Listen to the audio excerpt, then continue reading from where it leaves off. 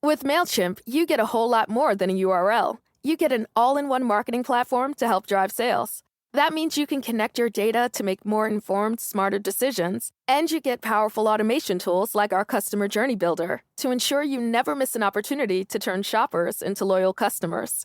So if you're ready to integrate your marketing and boost sales, get started today at MailChimp.com/smartmarketing. MailChimp, built for growing businesses.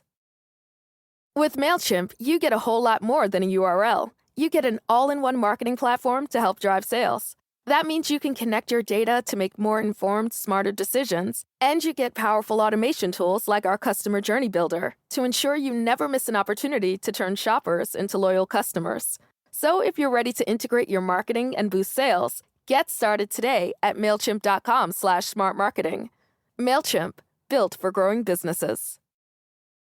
Welcome to Work From Your Happy Place, the podcast that equips you with the tools, know-how, and motivation to live your dreams and find your happy place. Be sure to sign up for our free weekly newsletter for a recap of the week's guests and a preview of what's in store. To sign up, simply text the word Happy Place with no space to 33444. Now, it's my pleasure to introduce the host of Work From Your Happy Place, Belinda Ellsworth. Hello, everyone, and welcome to Work From Your Happy Place. I'm your host, Belinda, and I've got a great guest in store for you. You are just absolutely going to fall in love with her.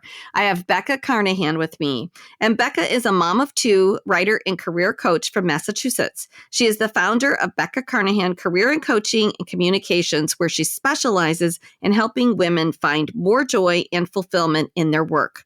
She also writes and manages the Working Mom blog with Love Becca, which helps women manage motherhood, manage careers, and manage to laugh through it all. Becca is also the author of two books, Belinda Baloney Changes Her Mind, a fun and inspiring When I Grow Up children's book, and When Mommy Grows Up, a guide to parenting yourself to a more fulfilling career. It is my pleasure to welcome Becca to our show today. Hi, Belinda. Thanks so much for having me. Oh gosh, I just can't wait to dive into this. I just have to say I chuckled so hard because I rarely even run into other Belindas.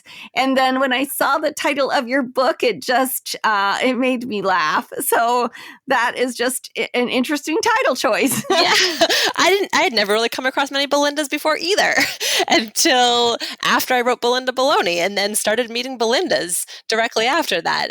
It's such a great name. So I'm glad that my Belinda Baloney gets to share your moniker and be out there in the world. Oh, that is awesome. It's kind of like when you buy a new car and you think nobody else has it. And then all of a sudden you see it on the road all of the time. And we did that with both of our cars. We thought we bought a unique color. We didn't. They're everywhere. They're next door. Oh, my goodness. So why don't we just let's fill in this bio with a little bit of, tell us about your journey, how you came to be this career coach, and a little bit about the journey along the way, and just how you're really serving women today. Sure. So I started my career, or spent most of my career, working at Harvard Business School. Right out of college, I worked for a year for the Boston Celtics, and then pretty quickly thereafter transitioned to working in higher education, specifically started out in sales and marketing, which is my undergraduate degree.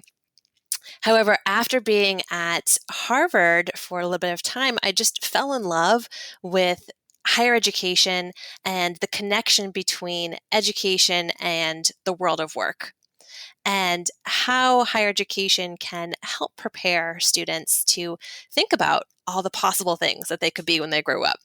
So from there, I really grew attached to career services, career development, and that's where I spent most of my 13 years with Harvard, was working in the career services office. During that time, I had my two kids, and a lot of things changed after becoming a mom.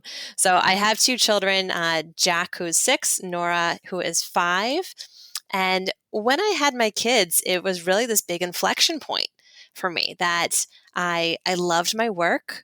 I loved motherhood. And I was trying to find a way to make it all work as a working mom, while at the same time feeling a little bit lost in where I was in the equation. Mm-hmm. And I hear this a lot from other moms too, is that you don't lose yourself, but you're just trying to find the thing that's yours when you have so much other things going on that you're responsible for. So at that point, that's when I really started to write, is shortly after my kids were born. I had always written here and there, but I started to write more after becoming a mom. And then as the years progressed and I started writing more and furthering my career and career development, an idea started to crystallize around how can I take all of this, the writing that I love, the career development that I love, and build a business and a life that I love that has flexibility and balance and capitalizes on the skills and the things that I love to do. Mm-hmm. And that's what led me to starting my own company and kind of leaving my full-time role about a year ago. In the middle of a pandemic, which sounds like a crazy thing to do. But that's what I did. Left in September 2020 to focus on my business full time. And that's what I do now. I write books and I coach other moms who are at inflection points similar to one that I was at, about finding the career path that really works well for them and helps meet their goals. Great. Well, it's interesting because I think a lot of women right now are faced with sort of the same dilemma. And maybe they were always faced with it before, but it has really just come to the surface during this pandemic where we were really forced to press pause and really say, okay, now you have to be at home and you're going to have to do homeschooling and you're going to work from home. And now things are coming back and people are saying, I don't know that I want to go back to that life anymore. In fact, I just, in the latest reports that I heard last week was there's over 5 million women that have decided they're not going back to the exact job that they had or in the way that they had it. So this must be perfect timing for you. And you must also, this is what I'm sure you're hearing more and more of this. Yes. Exactly. And these were always the moms and the women that I had been working with over the years as I was building my business part-time on the side while I was working full-time. But at this particular point, this past year has been such a whirlwind for everyone, obviously, but for moms. And so many people stepped out of the paid workforce to be managing childcare and homeschool, or they were working from home and managing childcare and homeschool and their full-time jobs. And it allowed people to think about what was possible outside of the life that they had been living up until that point. So if they had been commuting long distances every day, did they want to go back to doing that? Or do they want to find a way to get more time back in their day so they could spend with their family or spend on themselves or have time to get back and make dinner? Things that we realized that we could do while working from home. And the other piece of it is people started to reprioritize what they actually wanted to be spending their time doing in their actual work too. They could have come across new hobbies or passions, seeing things through a different perspective, being around their kids and seeing them learning and growing and trying new things. There was a lot of different impetuses, I think, to this huge inflection point for women everywhere around making a change right now. So I'm hearing about it a lot. It was certainly not what I planned for my book, When Mommy Grows Up. This whole idea of parenting yourself to a more fulfilling career, finding more joy and fulfillment in your career. Didn't plan for that to come out right after we got through a lot of a pandemic, but it did. And I think the timing actually, hopefully, can be very helpful for other moms out there. I absolutely think so. So let's talk a little bit about this transition, because that is the toughest part of it, right? A lot of women, it's kind of like we're on that hamster wheel or that treadmill of life. And you obviously had a successful 13-year career at Harvard. I mean, that's not something that's just easily just to say, I think I'll walk away from that. So talk to us about that transition and how do women manage that? Because I'm sure that's what you get asked a lot about. And it didn't happen overnight. That's for sure. It's something that I thought about shortly after my son was born. I thought about, oh gosh, like I'm working at Harvard. It's an hour and a half for me to drive in to work and an hour and a half back. How am I going to manage when he goes to kindergarten? I can figure it out with daycare right now, but how am I going to figure this out when he goes to kindergarten? So I started thinking about making the transition way back then when my babies were babies. But I didn't have a plan quite yet. So what I started doing was tapping into the career development tools that I was using with my students, thinking about the best work experiences that they've had. What do they really enjoy about that work? What was it that gave them energy? Thinking about their career and life criteria. What are the things that mattered most to them? And getting that written down and feeling really solid about the things that matter most to you. And then mapping that against potential paths forward and having a lot of conversations, asking questions of people who have done something different with their career or done something that seems really interesting, appealing to you, figuring out how they did it. What were the different ways that they thought about it? So I looked at it as an ongoing learning process of discovering other ways forward to work, Mm-hmm. and then taking all that information in and thinking about how I could build out a portfolio career for myself that incorporated the writing, incorporated the career coaching that I loved, and incorporated the flexibility that I wanted in my life. Mm-hmm. And that's what led me to this place. But it took me several years of asking questions, of continuing to educate myself, of working really hard to pitch my book and to build my blog and to build up a reputation as a career coach until I could comfortably, in September 2020, say, all right, I've built up my business to a place where, yes, now I can take this full time.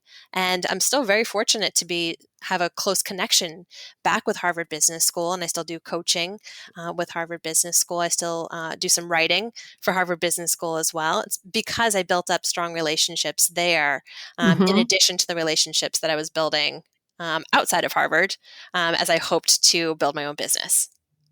I love that. So there's a couple of things there I think are really important is one, it's people have an idea and it starts to sort of percolate in their head and then they have fear around sharing that with other people. And it is really important to ask questions or tell people what you're thinking of doing. And the benefit is one, you get great feedback, but you get to actually hear yourself articulating it. And it's a much different conversation because people will ask you questions. Well, how are you going to do this? Or why is that important? And when you're having the conversation with yourself, you don't get asked those questions and really you don't really hear yourself how it all connects. You have an idea that's connecting in your mind, but it's much different than when you're speaking it out loud. So very much so. And I talk about a conversation when Mommy Grows Up, I talk about a conversation with my manager that I had well before leaving Harvard. This was probably 18 months before I was actually giving my notice. I kind of gave her a 1.5 year notice and told her, these are the things that I want to be doing more of in my work. I was in a very operational focused role. It's like, but I love to write. I want to be more creative in my work. I love to coach. I want to be making sure I'm spending time doing that. And I told her about the bus thing, that I wanted to get my kid off the bus when he went to kindergarten. And having that conversation, that open, honest conversation with her, that allowed me to find more pockets of growth opportunity within my current role, which is something I talk with people a lot about, is how can you job shift or job shape your current role that can prepare you for the next step. There were opportunities there that I just hadn't raised my hand high enough for, that could help me do more writing, do more coaching to prepare me for this next step. And then talking with my husband about how do I really have this idea of I want to take my blog and make it into a business. And he's very analytical. So he was like, okay, well, how? well, I don't know. I just want to do it. So he kind of forced me to think about it in a different way, think about the different income streams and to research that further. So I really appreciated both his very analytical, business-minded perspective on it that helped me put some structure around this new business I was going to create. And then my manager, who's also a fellow career coach, who was just incredibly supportive and helped me think about different ways to grow so that I would be ready for that opportunity when the time came. And that's all came from sharing. Oh, yes, absolutely. And I love it that it's an important thing to not, don't burn those bridges either. Just because you're leaving someplace, it's like you might be able to take this new skill set and work in a, contractual situation. Mm-hmm. And that oftentimes happens if you've built good relationships and you keep good, honest, open communication. That's huge. And it's something that people don't necessarily think about is how can you stay connected with your current network. Networking isn't all about going out to like the wine and cheese mixer and meeting new people and trying to get into a new network. It can be about cultivating your current network and the people that are in your life, in your work circle. How can you make sure that you're talking with them and learning and growing together with them so that potentially you can work together again in the future? And I'm so fortunate to still be doing doing contract work with Harvard right now. That's a huge part of my kind of portfolio career that I've built. I do writing projects for Harvard. I do coaching for Harvard, in addition to having my own coaching clients and my own writing projects. I love the variety. I like being in control of my own schedule. I like the autonomy of it. I like being a business owner, but I also like staying connected to these different parts of my past professional life. It's incredibly fulfilling and it works. Everyone's going to have a different way of working. There's not only one way to be an entrepreneur. There's not only one way to be a working mom. You can craft that in so many different ways. And I like to put mine forth as one example, but more so as just like, oh, that's interesting. I hadn't thought about how I could work differently in a way that works well for me. If I can get that message out there, like, whew, beautiful. That's makes me so happy. Absolutely, because it might just be doing something different with the current job you have or taking those skills and just shaping them differently instead of just saying, oh, I'm going to be an entrepreneur. Right. And maybe you will shift completely. Maybe you'll go from like working in higher education to going and, I don't know, starting a traveling circus. There's lots of ththings that you could do, but you can pull a single lever too. One lever of change that can that's all might be all you need is one lever of change to get you to where you want to be. Or you can go ahead and pull all those levers and do something completely different. You might still be using your skills that you've built just in a different way. These transferable skills that make us adaptable and able to succeed in different settings. So that's great. That leads us to our next question, which is, have you identified what two of your greatest skill sets are, like your superpowers? Yeah.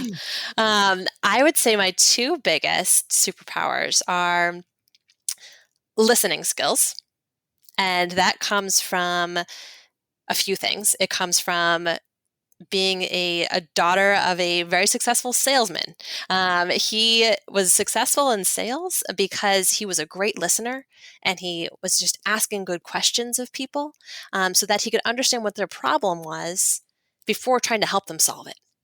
And that's all about what career coaching is really deeply listening to people so that you can figure out what makes them tick before you just start firing off solutions. You're trying to work together towards a solution that actually makes sense for them. So that's one of them. It's kind of listening and curiosity, I guess, mixed together. And then I think the other one is just being able to have a sense of humor about life. And that stemmed from earliest days, from my childhood, from my upbringing to being a mom, being able to laugh at things and that's what I try to bring into my business, my books, my everything that I do. I'm trying to do it both with heart and listening and empathy, but also with humor, to make this career development stuff can sound really boring or intimidating or scary or just, I don't want to do it. But if you can make it relatable and fun and infuse that sense of humor, like that's when you can really get people excited about thinking about their futures. Oh, that's great.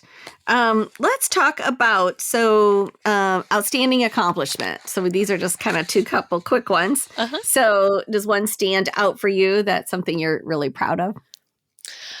I am really proud of, over this past year, putting out my 2 books. They're my little book babies. And so the first one, like you mentioned, Belinda Baloney Changes Her Mind. That was a children's book that I wrote when I was sitting in traffic, and had this idea just pop into my mind about, we always talk to kids about what they want to be when they grow up, and kind of expect them to maybe have an answer, maybe just one answer to that. However, how much more fun would it be if we can infuse this idea with children about, you can change your mind when you're 10, you can change your mind when you're 102. Like, you can change your mind and explore different career options along the way. That's all part of the journey. So I wanted to create a fun children's book that spoke to that message. So I wrote Belinda Baloney. I spoke it into my phone, talked to my sister-in-law about it, and she did all the illustrations. So I'm just super proud of her, too, for bringing Belinda Baloney to life. It's just a project very close to my heart. And then I had been working on writing When Mommy Grows Up for about 3 years. So getting that book contract and seeing it actually out in the world, seeing it be available on Amazon and Target and Barnes and Noble. It's like, it's amazing to see my name on a book, because I'm such a book nerd. I loved books my entire life. And those 2 projects, I think, are particularly close to my heart because it's bringing together the career side that I'm really passionate about, along with the writing, infused with the humor. It's just everything that I love about work shows up in those 2 books.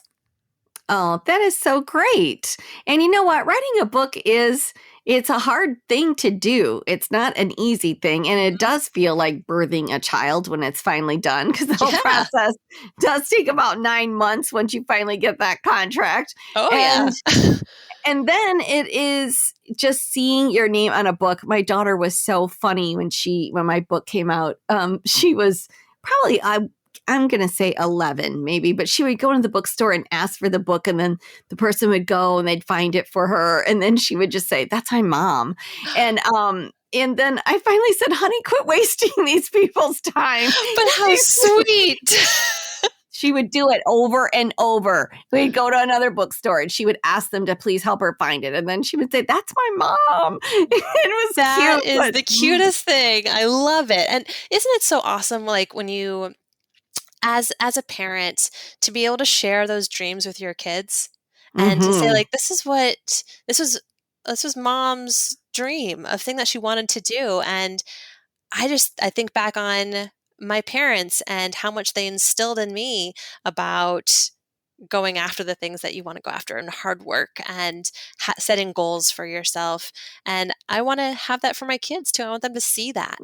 And so, as much as they're my accomplishments and things that I am proud of, I'm happy that I can share that with my kids. And so I love that story that you shared about your daughter. I think that's those are the kind of things that make it just, they take it to the next level, you know? Yeah, absolutely. Sun, surf, and seduction collide as 4 Americans return to exotic islands, hoping their sexy romances can turn into forever. Love in Paradise, the Caribbean, a 90-day story, streaming now only on Discovery Plus. Start your free trial. Terms apply. So on the opposite of that, what's been one of your greatest challenges or things that you've had, obstacle that you've had to work through? Yeah. I'm going to be super vulnerable with you here, Belinda, Okay. and just share it with you. So becoming a mom was something that I always knew that I wanted to be a mom. I knew that from the earliest days. I would carry my Cabbage Patch doll around. I wanted to be a mom. And I guess I always had this feeling that when I wanted to be a mom, I could just go be a mom. And before my 2 children, Jack and Nora, were born, we had 3 miscarriages. And those babies that we lost, they play such an instrumental role in my life. And I think back on that time of those losses, and of this hope that someday that we would be parents together, me and my husband. It really shaped me in so many ways of thinking about loss, and thinking about grief, and thinking about life too, just like how much you have control over and what you don't have control over. Mm-hmm. It was an incredibly challenging time in our lives, and I'm grateful for that time, because I think it helped me to connect with other women who had experienced the same thing and weren't able to talk about it, didn't have someone to talk about this pain with. Mm-hmm. And so now, as someone who has writing out there in the world, I talk about my miscarriages. I talk about that pain so that other people don't feel as alone with it. It's not easy to talk about. It makes me kind of, as I'm sitting here talking about it, like, you can feel it. It's like, it's there. It's still always like kind of bubbling up in your chest. But I do talk about it because I think someone else might need to hear it. Well, I think that's right. I think that whenever anybody is going through any obstacle or challenge, whatever it is in their life, we often feel like we're carrying that burden all alone. Yeah. And in 99.9% of the cases, whatever it is you're going through, someone else has experienced that same thing. And just there's comfort in knowing that someone else has gone through that. And there's comfort in knowing they've come out, how they handled it, or how they came out on the other side of it, or how they still deal with it.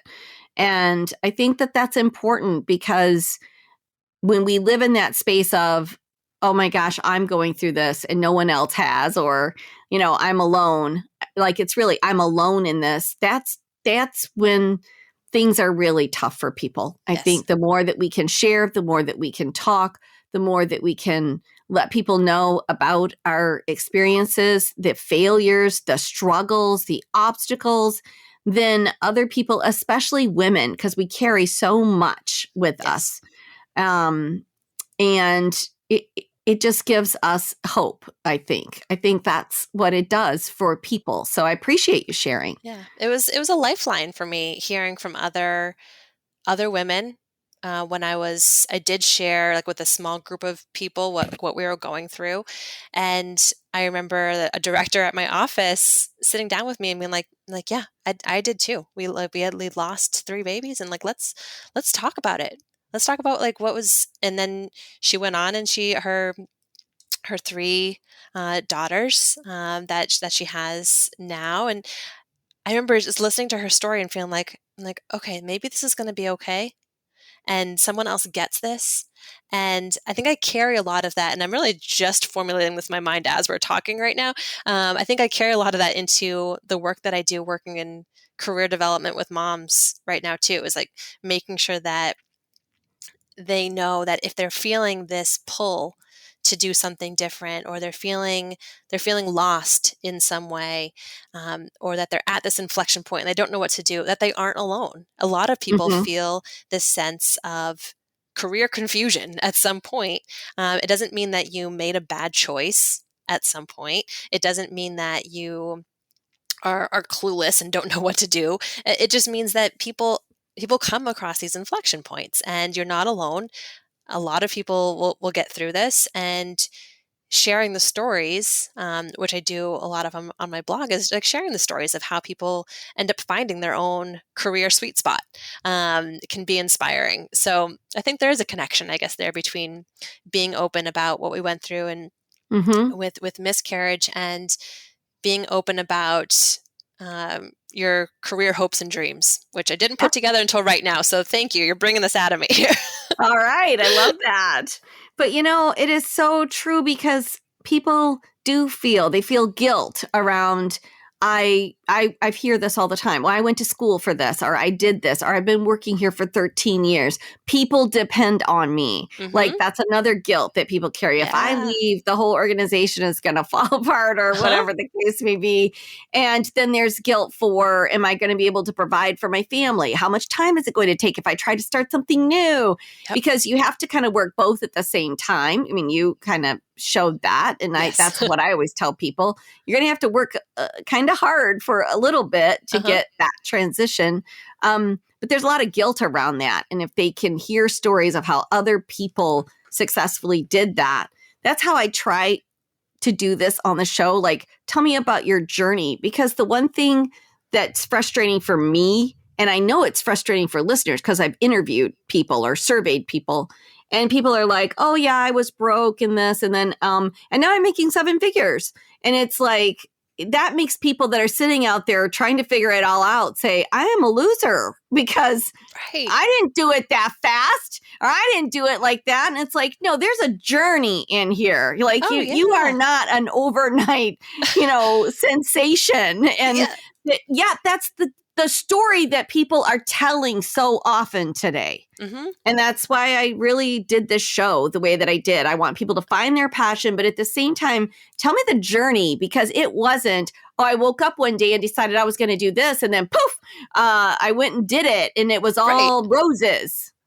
Yeah, I think that's so important. And like I told you, like this was an idea that started to bubble up to, it wasn't even an idea yet. It was just like an itch, I guess, when my son was born. And then it took 5.5 years to get to that point. And I looked around after a couple of years and looking at other people being like, oh, they're at this place, and how did they get there faster, and what can I be doing differently? And it's a good thing to be looking at other people and figuring out how they may have sped up their process, and to learn from them too. But yeah, it takes time. I put in the hours, and it's worth it. It's worth putting in the hours, but it's a lot of work. It's a lot of late nights. It's a lot of early mornings. Absolutely. So what does working from your happy place mean to you? Mm-hmm. I laugh and smile when I talk about this because I remember the conversation I mentioned earlier about talking with my manager and how much I wanted to have writing be a big part of my work and life, and how I would take a day off of work sometimes if I had extra vacation time to sit on my back deck and get myself a muffin and sit on my laptop and just write. That's what I would do if I had a vacation day to myself. And that's what my life is now, is that I don't always have a muffin every day, although I wish I had a muffin every day. But as part of my work is to go sit on my back deck with my laptop and write. And that's my happy place, is being outside, being in the fresh air, being able to just like get my thoughts and ideas down on paper, connect with people through writing.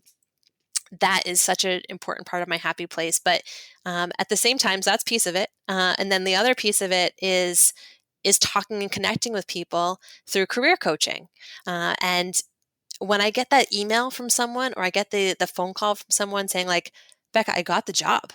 Like I got this dream job that I didn't think I would get, or I pressed publish on my website and my business is up and running. I got my first client. That just fills me with so much of this, like that's a happy place too, So yes. It's both. It's being able to use my skills as a career coach to help people directly one-on-one, while also embracing some of my more introverted tendencies and like going to sit alone on the back deck. So I think I love the title, working from your happy place, because that's the goal, right? Is to spend as much of your time in your happy place as possible. Yep. Work doesn't have to be this thing that you drag yourself off to. Work can be your happy place. And it is for me. It really is. That is so awesome. So what advice would you give to others that are wanting to take this leap? They're kind of, and this is right in your wheelhouse. So like maybe just 3 pieces of advice that for people that are wanting to do exactly this. Yeah. Okay. If I was to break it into three steps on this, one would be to focus on some self-reflection to figure out what really matters most to you and not just in one area of your life. What are the things that matter most to you from a family perspective? How about your other relationships in your life? What about how much money do you need to be making in order to meet the goals that you have? What work really gives you energy instead of sucking it dry? Those types of things. Do that self-reflection. The next part would be to ask a lot of good questions. So you can think about this as networking if you want, or you can think about it as just going out and asking good questions, but talking with people and trying to figure out what their different paths were so you can explore. And then the third one would be to side hustle, especially if you are, so not just if you want to be an entrepreneur, but that's definitely a very possible path towards entrepreneurship is to build something on the side. But having a side hustle or something that you're doing outside of your working hours, it can help prepare you for another role too. So if you're wanting to make a transition into a different industry or a different function, building something that's your own, doing some contract work, building out your own website, doing whatever it is that is just your thing. That's the kind of stuff that you can put on your resume. That's the kind of stuff you can talk about in an interview. It doesn't need to be paid work or full-time work to be something that is part of your professional portfolio. So those are my 3 quick hits. I could probably give you a whole lot more, but if we were to break it down there, that's what I would do.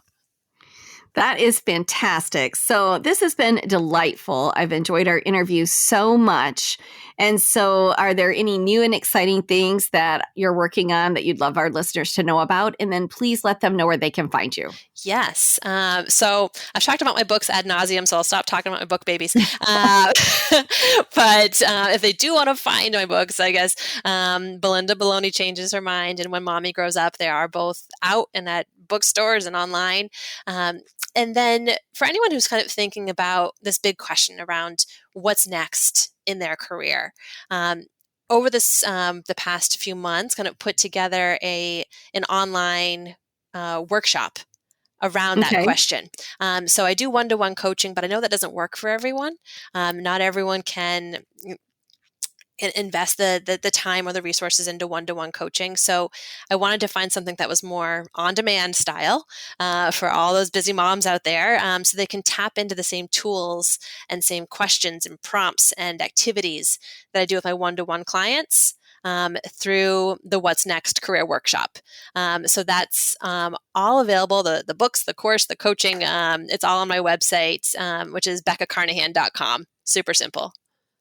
Perfect. And your Facebook or LinkedIn, where is your social platform? Yeah, so I'm kind of all over the place. But if you want to find me on Instagram, it is with_love_Becca. That is my Instagram handle. Same thing for Twitter. And then if you're over on Facebook or on LinkedIn, if you just look me up under Becca Carnahan, that'll pop up. All right. Well, this has been wonderful having you. Thank you so much. Thank you. This was such a pleasure. Yes. And to all of our listeners out there, thanks so much for tuning in to Work From Your Happy Place. I'm sure you've gleaned lots of little pearls of wisdom. Always go back and listen again. Please leave us a rate and review. And don't forget to share us with a friend. That is the best form of compliment that we can receive. Thank you so much. And we'll see you next time on Work From Your Happy Place. Thanks for joining us at Work From Your Happy Place. If you like what you hear, please share it with your friends and be sure to rate and review us on iTunes or Stitcher.